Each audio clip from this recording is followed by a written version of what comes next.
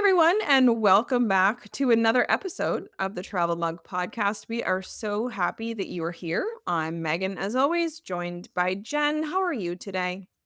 I am doing well. How are you?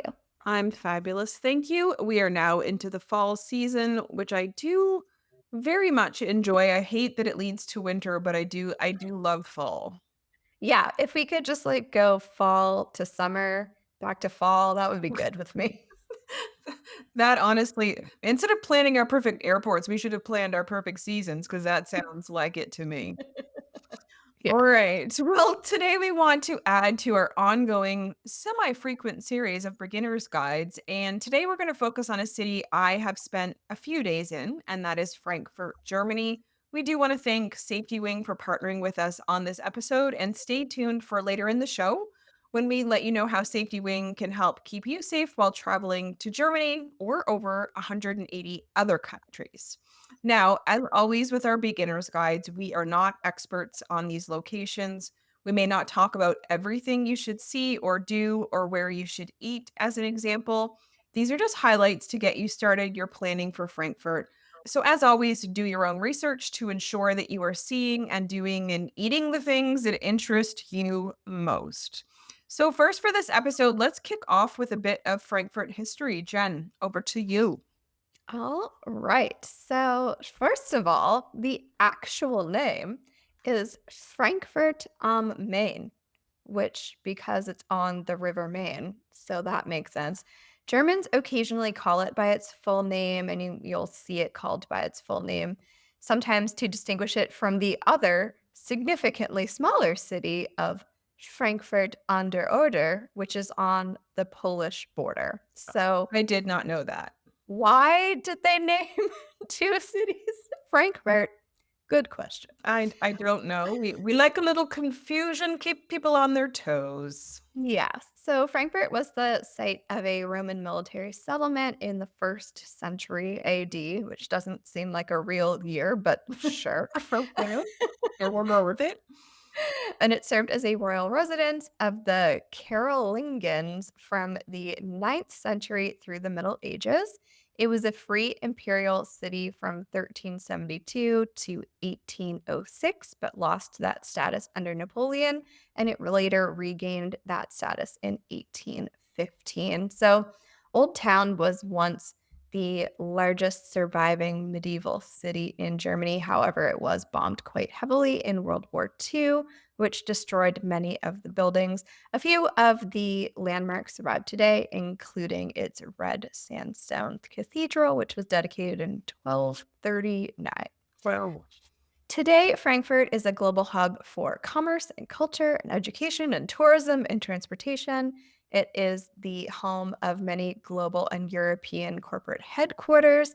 And the number of high rise buildings in Frankfurt have earned it the nickname Manhattan or Bankfurt. of course it has. Of course it has. Yes. And it's interesting because when we were there, like there really is the separation from like the commerce district versus like sort of the old town section or down along the actual river. So it's sort of like a few cities in one. It makes it quite interesting actually. But first you have to get there. So Jen, tell us a bit about how you actually can arrive in Frankfurt and also some getting around options that people might have. Yeah, so let's start with the airport. So, Frankfurt Airport is the main international airport in Germany. So, you may be able to find a direct flight from your city.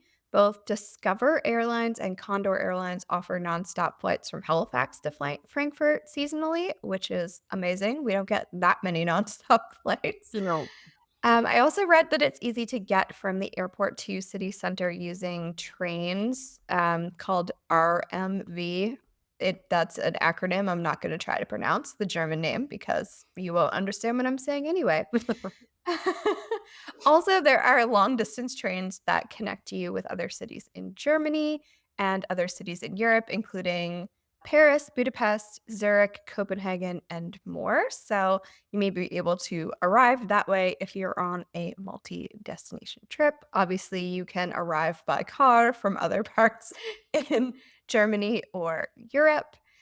And getting around Frankfurt is pretty easy. You have the option of trains, buses, trams, taxis, Uber, bicycling, and of course, walking. So, Megan, what was your experience getting to and kind of around Frankfurt? Yeah, definitely. So we originally flew into Frankfurt nonstop from Halifax on Condor. We had a really good experience with them. We've only flown that airline once and it was roomy. The planes weren't full. And that was the trip we'd had to cancel twice. And they were very easy to deal with during those cancellations as well. So shout out to Condor for sure. It was amazing flying directly to Europe from Halifax, and you weren't just going to London. So that was a really good experience as well. And Frankfurt's a really great jumping off point. So if people just want to go from Canada to Frankfurt, not that we're not promoting to visit, not to visit Frankfurt, but if you want to use it as a jumping off point, it's an amazing starting point as well. So we did rent a car at the airport in Frankfurt and set out immediately on our road trip to other parts of Germany, Switzerland, and Austria. And then we circled back to the Frankfurt airport 2 days prior to leaving. We dropped our car off at the airport and got a taxi into the city center. Like we said earlier, there is a train option and also a bus option as well. The trip was about 13 kilometers. And what I remember from that drive is the taxi driver treated it like we were on the Autobahn, yet we were not. But swinging downtown to a city, like we were like white knuckling it, but we made it very quickly, so that was good. Once in Frankfurt, we walked everywhere. We took no public transportation at all and then hired another taxi back to the airport.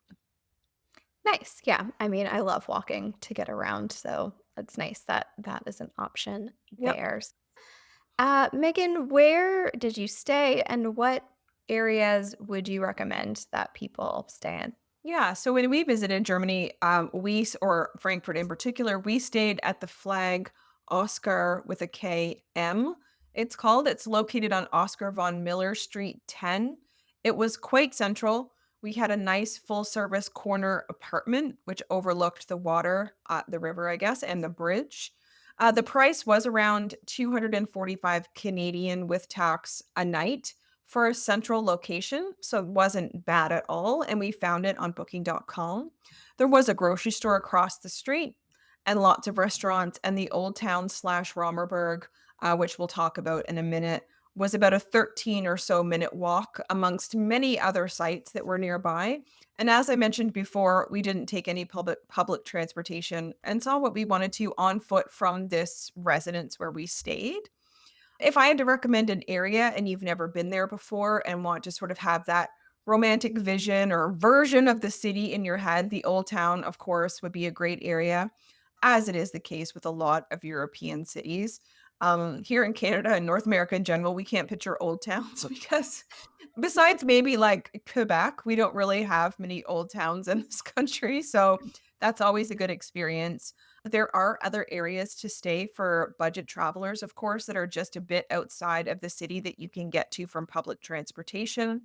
There's areas near the train station if that is a necessary option for you, or closer to the nightlife and red light district. It will depend, of course, on your activities and preferences. We did venture to the red light district during the day.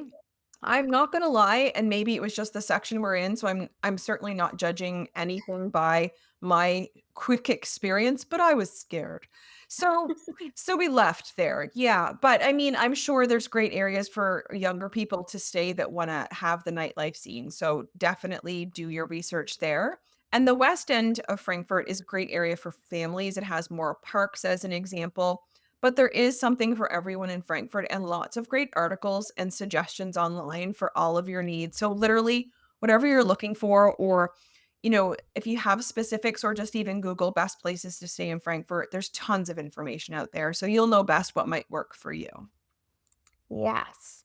So before we talk about what you should do, you've booked your flight and you've booked a place to stay.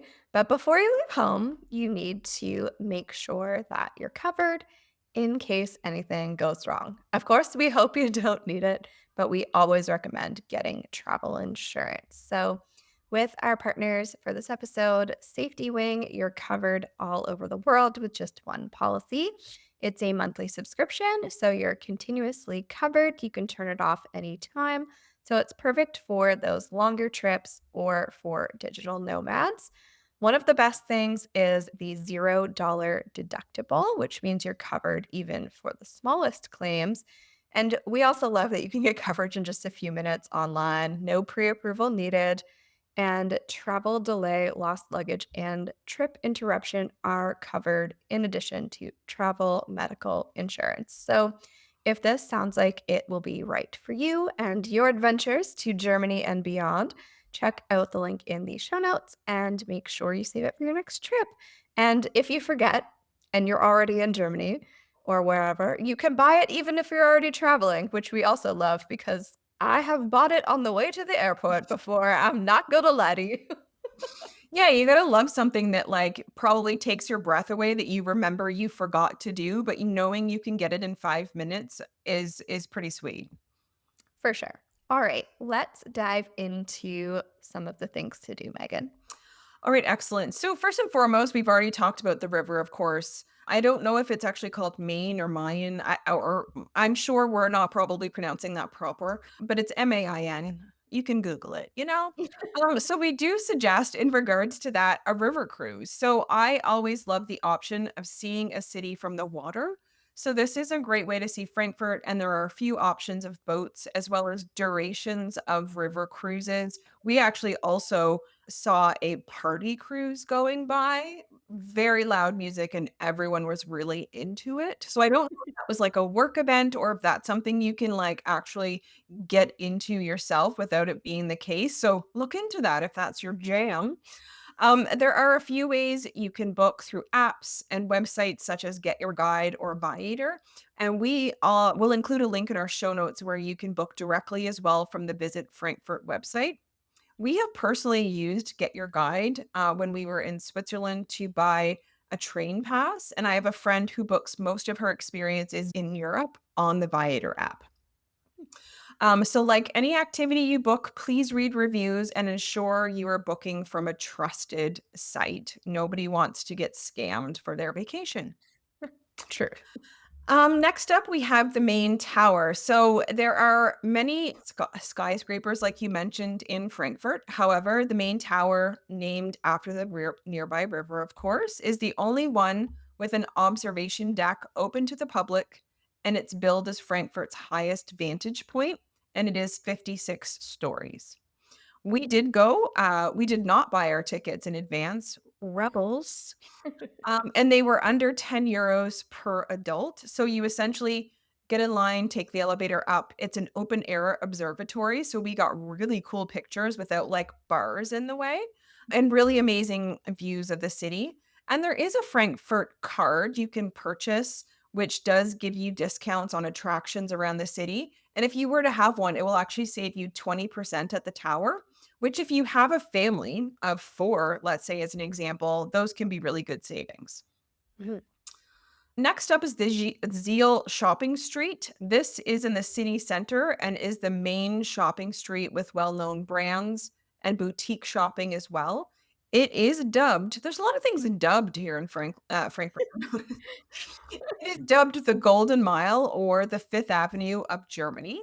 It includes shops you can enter from street level, but also a mall, which is known for its architecture called the Zeal Gallery.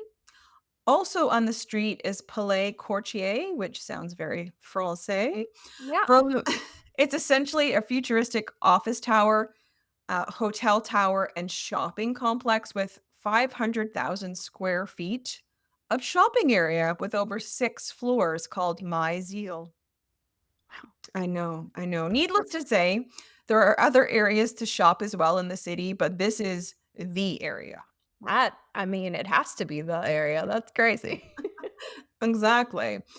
And then I definitely, of course, can't not talk about New Old Town and Romerberg as well. So it's the smallest district in Frankfurt, like you've referenced. It was destroyed during World War II, and has been completely remodeled, hence the moniker New Old Town. Hmm. Here you can find amazing restaurants, museums, history, of course, shops, the Old Town Square, known as Romerberg or Romer Square, which has reconstructed timber houses around the square itself. It's like picturesque Germany. And it hosts markets as well at certain times of year. And there are coffee shops, restaurants, there's a fountain in the middle, and of course, the cathedral. It is an area that has seen devastation, but of course has been rebuilt to an area of pride. And honestly, it's probably my favorite section of the city. Hmm. Totally fair. So, about the cathedral. Yes. Frankfurt Cathedral, also known as St. Bartholomew's Cathedral, officially known as the Imperial Dome of St. Bartholomew. So, lots of names. Yes. It's a Roman Catholic church in the heart of Frankfurt. You won't miss it. It has a 95-meter tower rising over the city. It's a Gothic style church. It was built between 1315 and 1358 over the remains of a palace chapel that was built before 680. 680. It Again, doesn't seem real. no, as Canadians, it's just like Did stuff we happen before the 1800s? I don't understand. So the cathedral was repaired and expanded after World War II. Inside, you can visit the Frankfurt Cathedral Museum and climb the 328 steps to get a wonderful view of the city. One thing I noticed on their website, pay attention to the opening times, as the cathedral tower and the museum sometimes have different opening hours. It looks like admission is €3, which is very cheap. I had to translate the website to find that out. It was very difficult. I was trying to find out if you had to buy tickets in advance, but it seems like not. All right, we're just gonna wing it at the cathedral, I Yeah. guess. Yeah. Excellent. I also would like to talk about the Iron Footbridge with Lovelocks. So, Eisener Stag, it is known as officially. It is a lovely pedestrian bridge that takes you over the river. There are other bridges, of course, that cross the river. However, this is the only one for pedestrians only. It is also the bridge where you can see thousands of love locks people have left along the way, which makes for amazing views from the bridge, but also the locks on the bridge are quite a sight as well. So you get to see the city from a cool vantage point, but the bridge itself is cool as well. It was quite busy when we crossed it. So we saw it a few times and we're like people like kind of lined upish to cross it and we're like, we'll catch you next time we try. But it's a can't miss, and you get some pretty good views from there. Yeah. All right, let's finish up the things to do with museums. And there are a lot of museum options in Frankfurt. So, Museum Ufer or Museum Riverbank is a collection of 39 museums. They're lined up on either side of the riverbank. You can buy a ticket that gives you access to all 39 museums over 2 consecutive days. I cannot imagine No. doing 30, and I'm a museum person. I left this But section to you because I didn't visit these, and this sounds like way too many to me. it's a lot, but, um, you can visit over, like I said, 2 consecutive days, so you have lots of options. There's, museums about film production, architecture and design, communication, Roman artifacts, sculptures, and the next 2 specific museums that I'm gonna talk about, but tickets are just €21 a person, which is actually a really good deal when you take into consideration the single tickets to the other museums. So, if you're gonna go to, like, more than 2 museums, I think that that is actually worth it. That sounds worth it to me for sure. Yeah, so the next museum is the Stadel Museum. It's an art museum with over 700 years of art, including Rembrandt's. There's photography from the 1850s, contemporary art, and more. Note that tickets are more expensive on the weekends, but and on holidays, but on Tuesdays there's a special deal after 3 p.m. So that's nice. You're gonna tell us what that deal is, or just keep people in suspense, or I will keep you in suspense because I didn't write it down and I don't remember. So right. Just know that there's a deal on Tuesdays, people. yes, after 3 p.m. You can buy your tickets online or you can wait until you get there and see what happens, but Rebels. That's what I yeah, would I do. know. I would hope that I could get there and it's sold out so I wouldn't have to go. Now next Oh, the next one I probably, if I had my time back, would have gone to, now that I learned about it. So I this one is something I would have done. yeah, so the Jewish Museum Frankfurt. So it's actually 2 separate locations that are within walking distance of each other. So the Jewish Museum is the oldest independent Jewish museum in Germany, and it shares the history of 3 Frankfurt families, including the Rothschild family, the Frank family, and the Eastern European family of the well-known author and communist Valentin Singer. So you can learn about Jewish traditions and post-war history all the way up to present day. And the museum is actually the Rothschild home, which I thought was very interesting. That is. So the second location is the Museum Judengasse, and it is actually an archaeological remains of 5 houses, and it provides different views of everyday Jewish life in the early modern era. So the Judengasse was the first Jewish ghetto in Europe, and in the 17th century, over 3,000 Jews lived in this area, and tickets can be purchased online in advance for that. I think it's recommended that you do unless you have museum the museum pass type thing that we talked about earlier. So, yeah, tons of museums that you can Yeah, visit. definitely. I'm so much history in Europe in general, obviously in Frankfurt. And if I get there again, I'm definitely going to do those ones. I'll break my non-museum streak and I'll go to those for sure. Promise.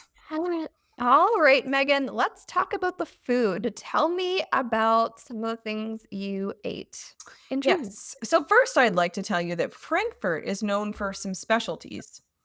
And this includes apple wine. You can actually find pubs dedicated to apple wine itself. Frankfurter sausages, of course. Frankfurt loin ribs, Frankfurter crayons, which is a specialty sponge cake.